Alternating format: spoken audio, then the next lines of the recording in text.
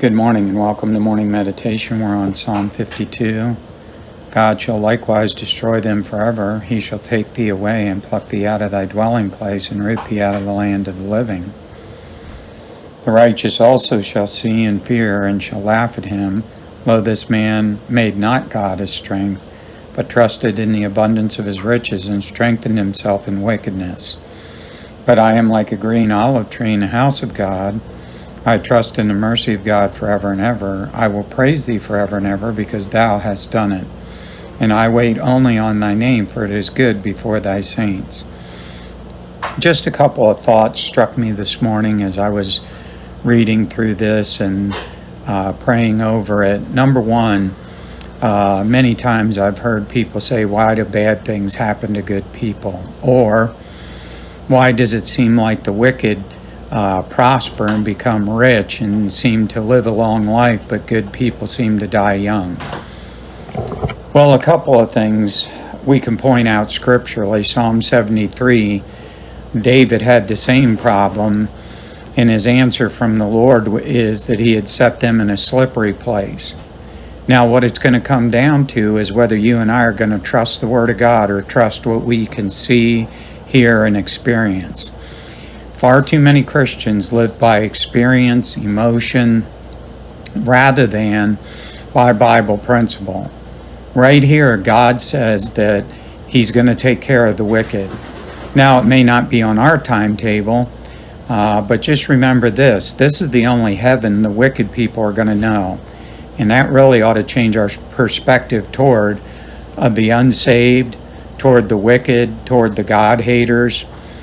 Instead of getting angry with them, let's share the gospel with them, because literally, if they don't accept it, this is the only heaven they'll ever know. For eternity, all they're going to know is the lake of fire and a burning fiery furnace. And I believe in Mark, when it talks about the worm dieth not, those are the opportunities in their mind forever and ever replayed over, that they had the opportunity to accept Christ and refused Christ. Now, I wouldn't argue that with anyone, but that's my personal belief. But more importantly, I believe this psalm teaches perspective. It's so easy to look at things through our perspective and through the world's perspective, rather than looking at things through God's perspective. And here we can take the time to just trust the Lord. Again, he repeats at the end of this psalm the same thing as Psalm chapter 1, will be like a tree planted by the rivers of water, whose leaf bringeth forth his fruit in his season. And we're the ones that are going to prosper. Now, that doesn't necessarily mean we're going to prosper again according to what we experience, but it's more important that we prosper spiritually.